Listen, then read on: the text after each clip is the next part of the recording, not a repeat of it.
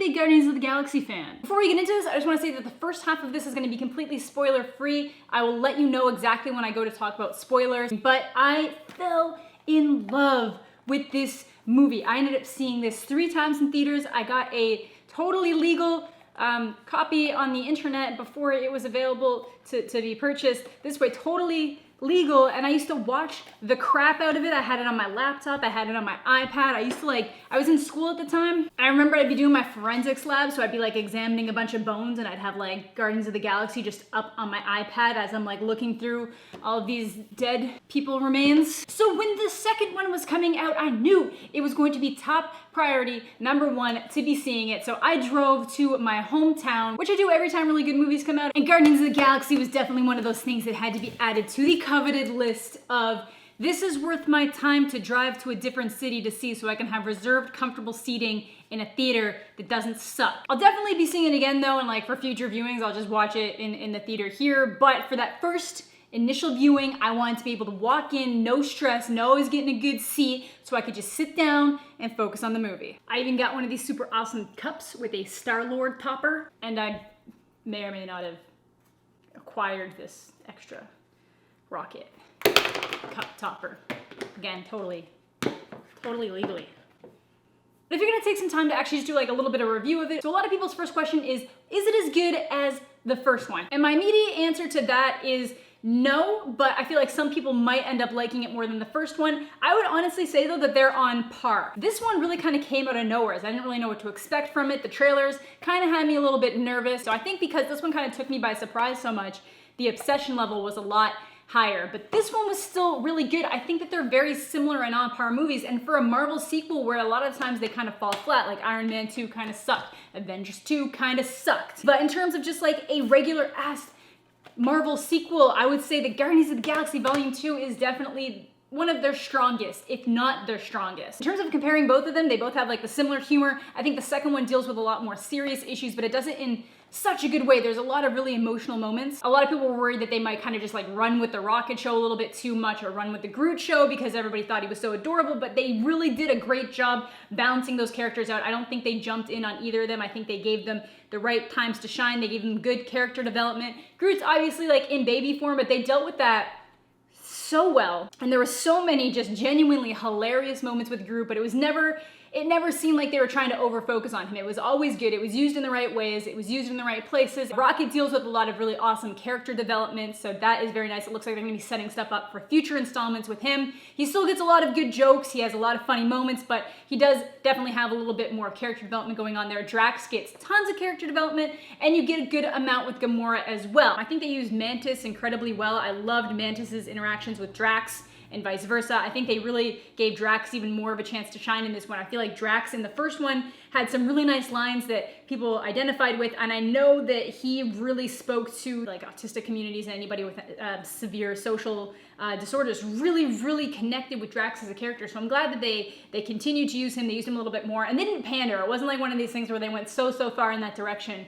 They used him very well, and it was really nice. It was really well done, and I like that. So if you guys know the general basis of the story, again, not really gonna get into it, but it is kind of a Peter Quill themed story, but oddly enough, you don't get quite as much focus on Star-Lord as you do in the first one. The first one's definitely Star-Lord dominated. He's kind of the leader of the team. He's kind of what pushes the story forward, and you get these side characters thrown in, and you get a fair amount of information about all of them, but Star-Lord's still your main character. So while Star-Lord is like the catalyst of what drives the main conflict in this story, the other characters get a lot of on-screen development, which is great. Now in terms of the music, the first thing that I thought about was like, while I was watching the movie, I was like, the first soundtrack was so much better. I thought that it was just way better. I felt that this one, it's really kind of like, it's almost ballad driven. Not all of it, like you do still have some like fun, upbeat rock songs, but that was just kind of my initial feelings while watching it. Like I was immediately thinking that the Volume 1 soundtrack was better, but I spent like the entire morning listening to just the soundtrack for Volume 2 without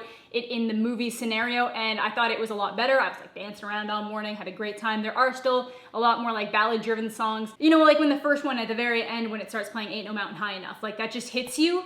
and you're like, oh my God. Because I honestly think that's one of the best songs that's ever been written. And I don't get one of those moments in this. There's a couple songs that they're placed very well, they go through very well, and they're really fun to listen to. But I don't know, something was just a little bit different. I am gonna go see it again in theaters, and maybe I'll have a different opinion, but listening to the soundtrack separate from the movie, it did grow on me a lot more. I did really enjoy it. Definitely gonna be bumping that for a couple days, enjoying it. But as of right now, I still think the soundtrack for the first one was better. I feel like there's moments where sometimes they'll say something to make a comedic line where it doesn't need to be said, but it doesn't get anywhere near as bad as Age of Ultron. Like, Age of Ultron spends all of this time like beefing up Ultron to be this like menacing character, but then half the time he's just making these really stupid, crappy puns that totally take away from the situation. It never gets that bad in this. There are moments where it gets kind of bad, but it never gets that bad. Like, it's just, they're fun laughs. So overall, my assessment of it, it was really good. If you like the first one, I would definitely recommend seeing this one. It's not one of these things where you're like, oh my God, they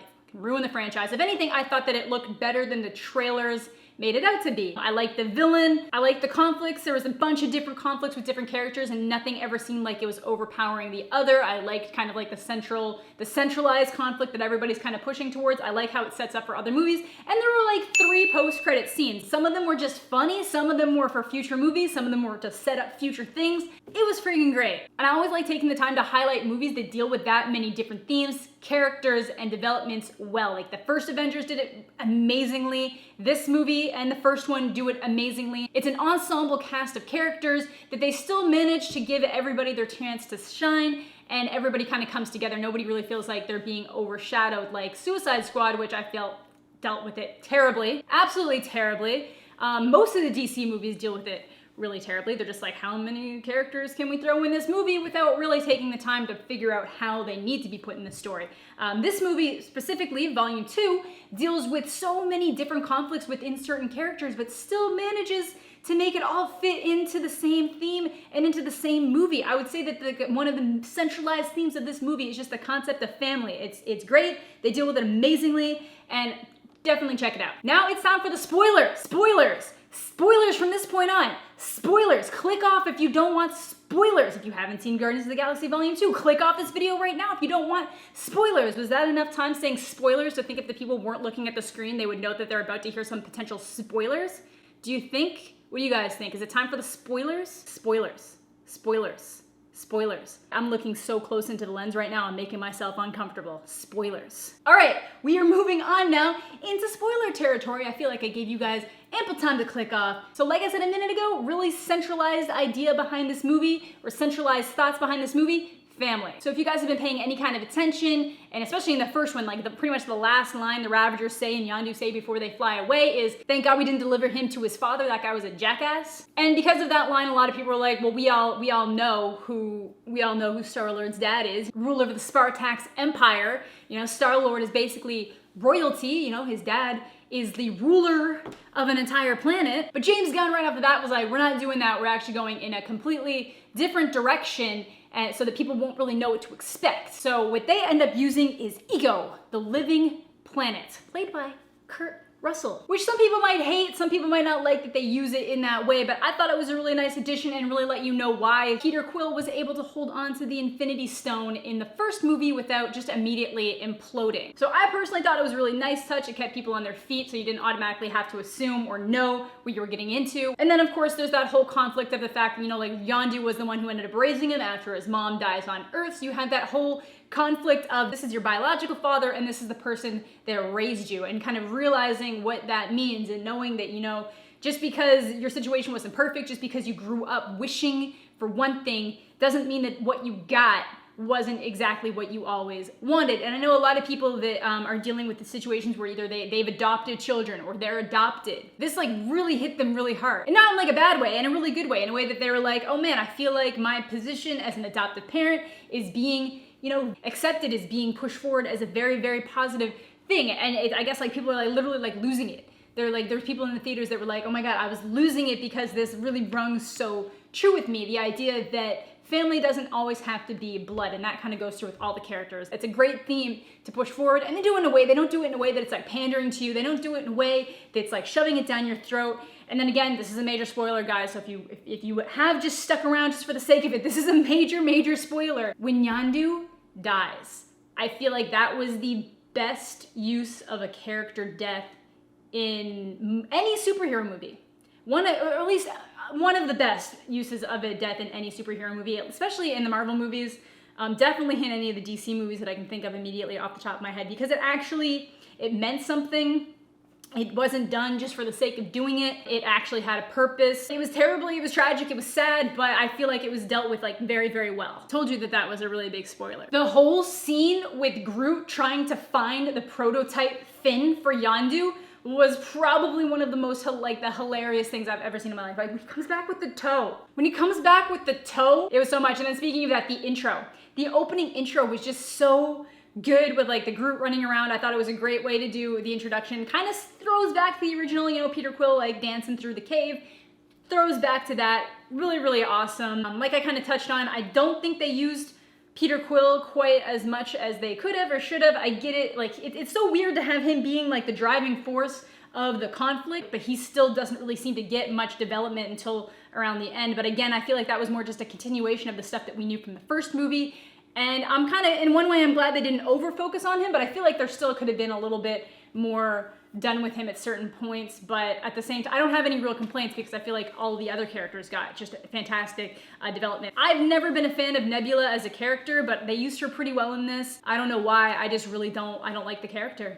I didn't like her in the first one. Wasn't really stoked that she was gonna be in this one, but yeah. Beyond that, I don't really know what else I have to say. The post-credit scenes are really good. I like that they kind of threw the nudge that Stan Lee's character in all the Marvel movies, he's fully aware that he's in all of the Marvel movies because he's having the interview with the Watchers. He's talking to them, which was absolutely hilarious. And you get the cutscenes with like the original Guardians and setting them up as if they were Ravagers, which I really liked. And then obviously you get the Adam Warlock scene, which is kind of interesting because people were positive that Adam Warlock was in the cages that the Collector had in the first one, and maybe he was, and then they just decided to like switch up what they were doing, but that was kind of a really nice touch at the end. They set up for a lot of things in this. And then there was the cutscene with teenager Groot, which was just for fun. That's what I mean. The cutscenes in this were fantastic. You had cutscenes that set up for future movies, you had cutscenes that set up for future Guardian storylines, and then you had cutscenes that were just fun.